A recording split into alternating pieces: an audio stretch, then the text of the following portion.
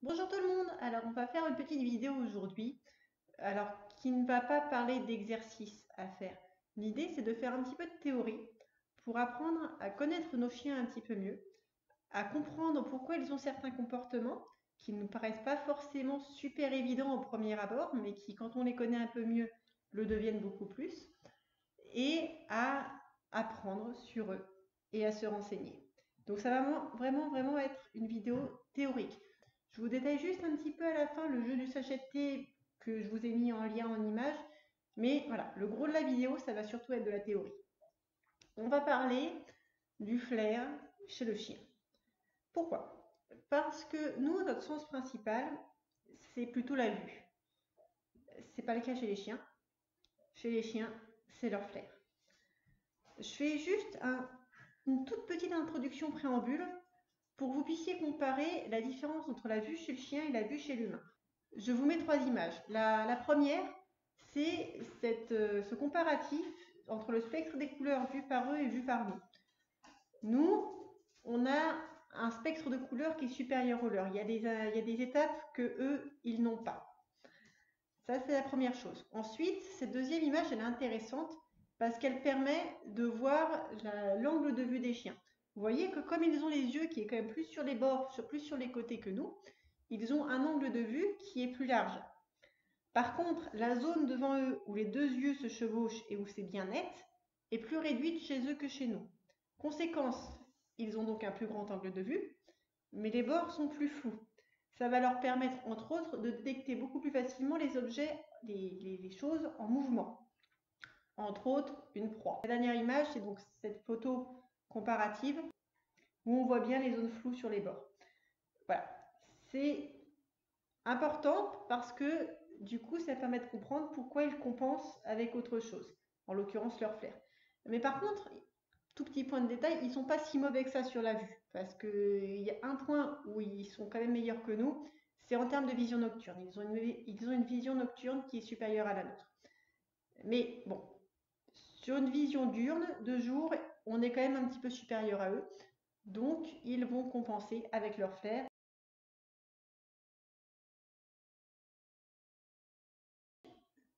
Premier point, l'importance du flair chez le chien. Voilà. Euh, leur flair, il leur sert à quoi? Déjà, à se reconnaître entre eux.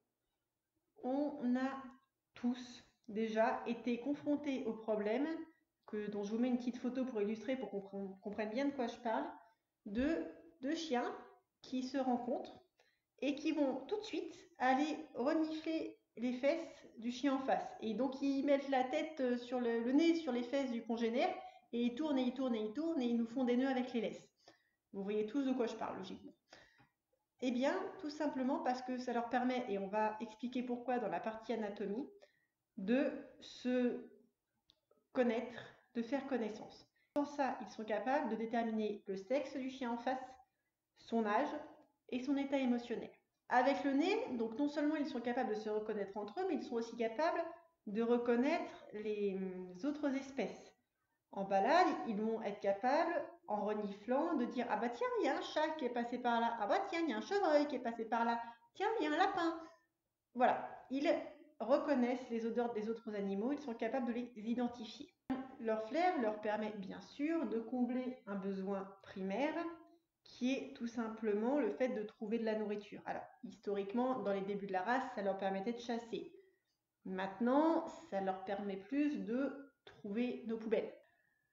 Il intervient aussi dans la reproduction. Les mâles sont capables de savoir si une femelle est en chaleur. Et quand je dis une femelle en chaleur, je ne parle pas forcément de celle qui est à côté d'eux.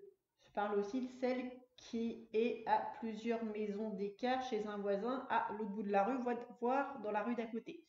C'est pour ça que ceux qui ont des chiens qui ne sont pas encore castrés ou qui ne veulent pas les faire castrer pour tout un tas de raisons, ont parfois, pour certains chiens, des comportements où ils vont avoir un petit peu de mal à se poser, ils vont tourner en rond, ils vont être pas bien.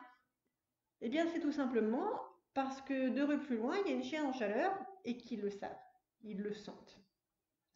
En termes de reproduction, ça va aussi permettre aux femelles de reconnaître leur petit et vice-versa. Ils se reconnaissent à l'odeur. Et enfin, et ça c'est sans doute le plus important au quotidien pour nous, ça leur permet de communiquer par les marquages urinaires. Vous avez tous déjà vu vos chiens renifler ultra intensément à un endroit et faire par-dessus l'endroit où il a reniflé 3 gouttes d'urine. Pourquoi? L'urine leur permet de laisser des messages. C'est leur Facebook à eux, leur manière de dire « Hé, je suis passé par là !» Donc, le fait de renifler quelques gouttes d'urine laissées par un progénère précédent, ça va leur permettre, eh bien, soit de, si c'est un chien qu'ils connaissent, de dire « Tiens, il y a mon copain machin qui est passé par là !» Ou s'ils ne se connaissent pas, de dire « Tiens, il y a un chien que je connais pas qui a telle et telle caractéristique qui est passé par là. » Donc, ils vont prendre cette information, l'analyser, et ils vont faire 3 gouttes d'urine pour dire « Moi aussi, je suis passé par là !» Comme ça, le chien du voisin qui va faire sa balade 2 heures après, bah lui aussi il le saura. Et il va remarquer par-dessus, le message va continuer à s'amplifier. Et à la fin, bah, tout le monde aura dit « Coucou !» C'est vraiment leur Facebook à eux. C'est pour ça que la plupart des mâles et certaines femelles ont tendance à lever la patte. Je vous illustre ça avec une petite photo de Gabin. Pourquoi? C'est pas du tout de la dominance. Mais alors pas du tout. C'est simplement parce que plus une odeur va être haute, plus elle va être soumise au courant d'air et donc plus elle va se disperser loin. C'est simplement plus efficace. Je vous mets aussi une petite vidéo de Ginny. Vous le voyez, elle lève un peu la patte, même si c'est évidemment pas très efficace vu son gabarit.